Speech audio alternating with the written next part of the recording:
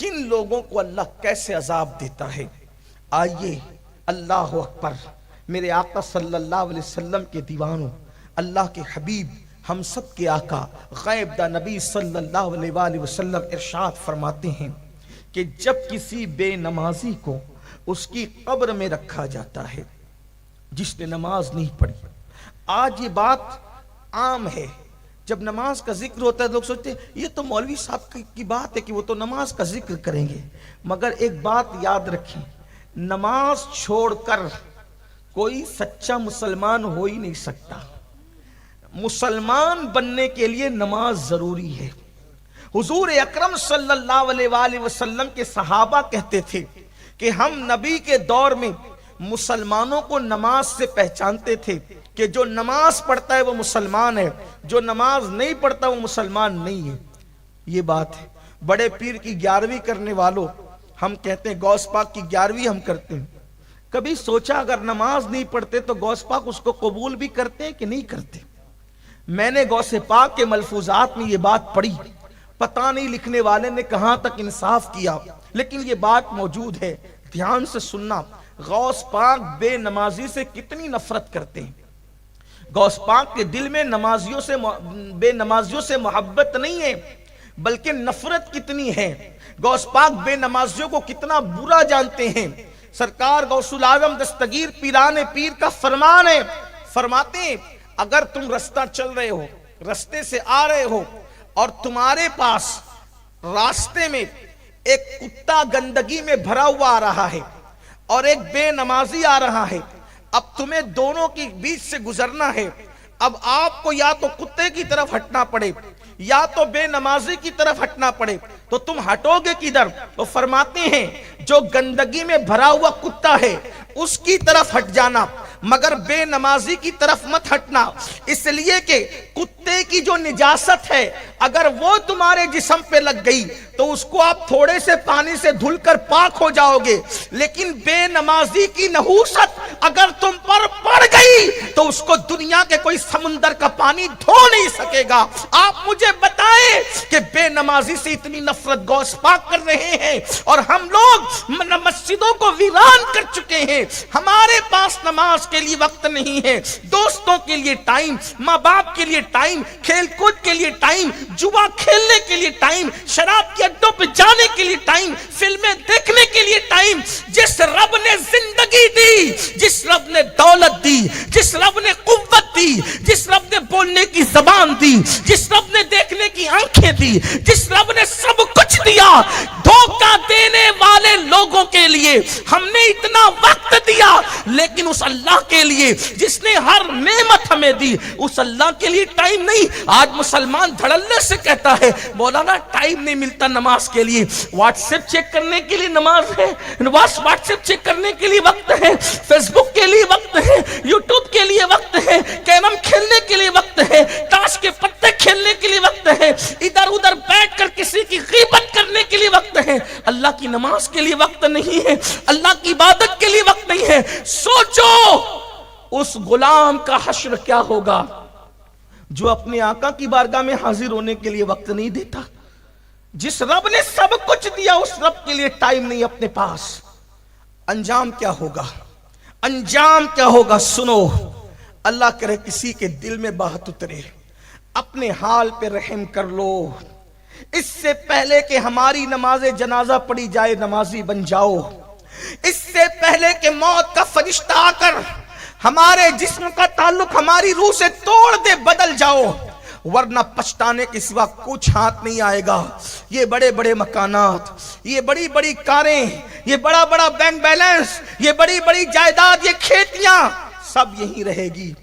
کفن میں کچھ نہیں لے جانا ہے اعمال کے سوا، جو کفن میں لے جانا ہے اس کے لیے ٹائم نہیں، جو یہاں پڑی رہ جانا ہے اس کے لیے رات دن محنت، جھوٹ بول بول کے مال کما رہے ہیں، ناپ تول میں کمیاں کر رہے ہیں، لاٹریاں کھیل رہے ہیں، جوا کھیل رہے ہیں، سود کھا رہے ہیں، جو سب چھوڑ کر جانا ہے اس کے لیے رات دن محنت، جو قبر میں لے جانا ہے اس کے لیے کوئی محنت نہیں۔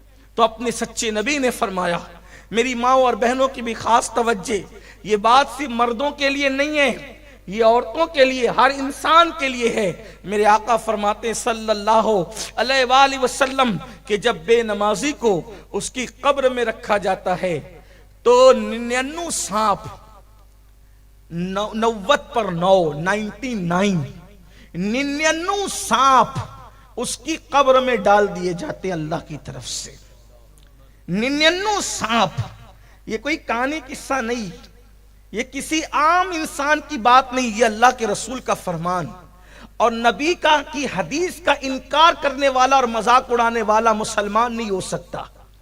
اپنے نبی نے فرمایا، اپنے سچے رسول نے فرمایا 99 سانپ اللہ اس کی قبر میں مسلط کرتا ہے، اور ان سانپ کی طاقت کا عالم کیا ہے؟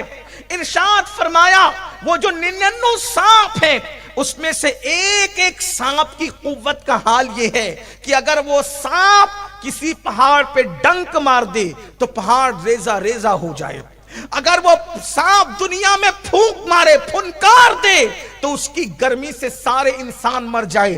ایک سانپ اتنی طاقت والا ہے، ایسے طاقتور 99 سانپ بے نمازی کی قبر میں مسلط کیے جاتے ہیں۔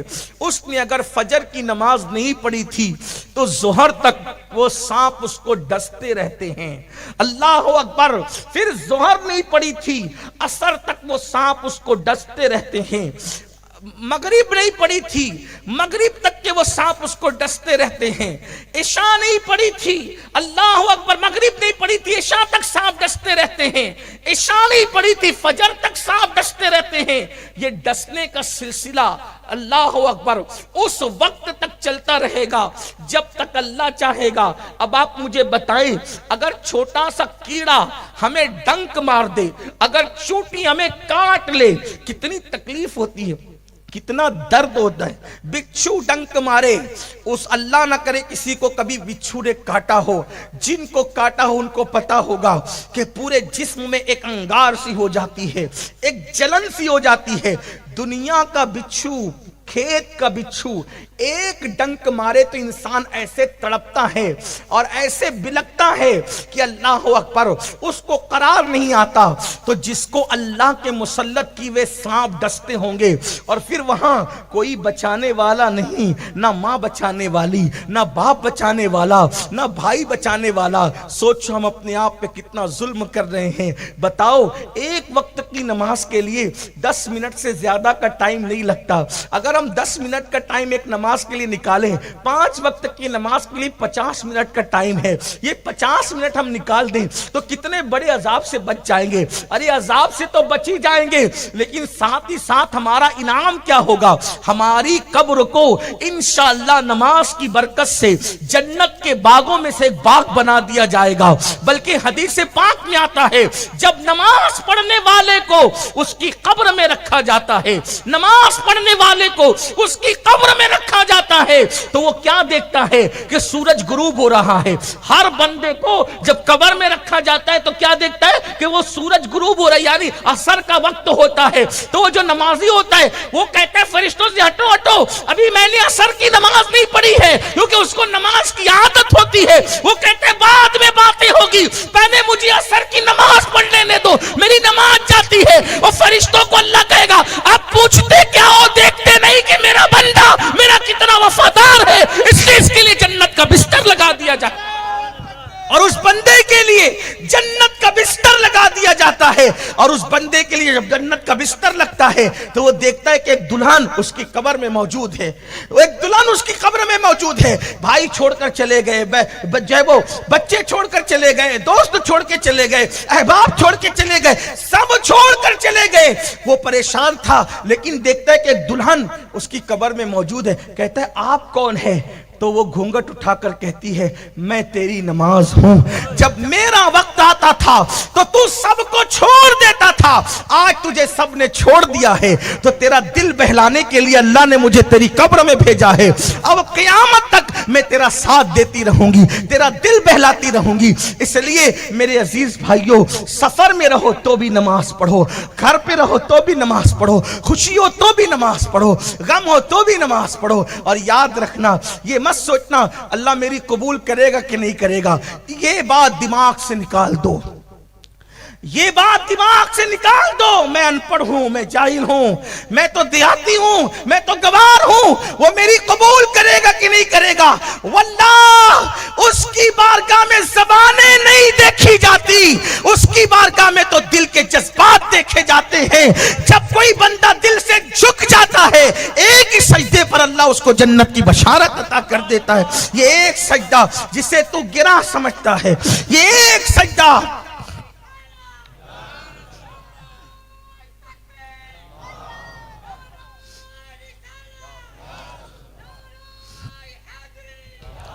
یہ ایک سجدہ جسے تو گرا سمجھتا ہے، ہزار سجدوں سے دیتا ہے آدمی کو نجات۔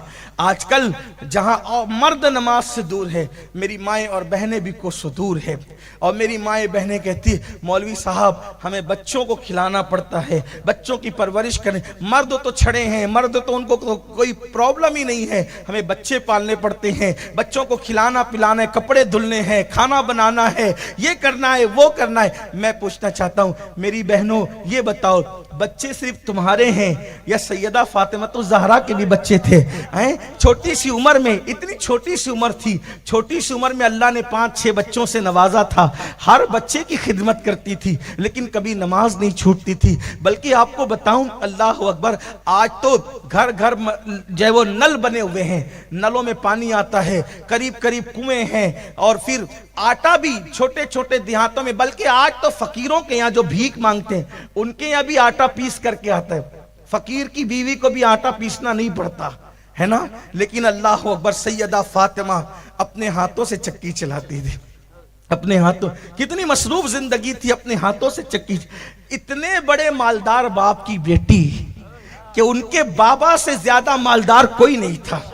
لوگ کہتے ہیں کہ مالدار باپ کی بیٹیاں بڑے عیش پرست ہوتی ہے، لیکن میں کہتا ہوں سب ایسی نہیں ہوتی۔ واللہ سیدہ فاطمہ کے بابا سے بڑا مالدار کوئی ہو نہیں سکتا، کیونکہ کسی کا باپ کھیت کا مالک، کسی کا باپ زمین کا مالک، کسی کا باپ گاؤں کا مالک، کسی کا باپ جاگیر کا مالک۔ سیدہ فاطمہ کے بابا وہ تھے جسے اللہ نے آسمان سے لے کے زمین تک کے ہر چیز کا مالک بنایا تھا، حتیٰ کہ اللہ نے انہیں جنت کا مالک بنا دیا تھا۔ خالق کل نے آپ کو مالک کل بنا دیا، دونوں جہاں ہیں آپ کے قبضہ و اختیار میں۔ نعرہ تکبیر، ایسے نعرہ رسالت، نعرہ رسالت، محفل مصطفیٰ۔ ایسے مالدار باپ کی بیٹی، ایسے مالدار باپ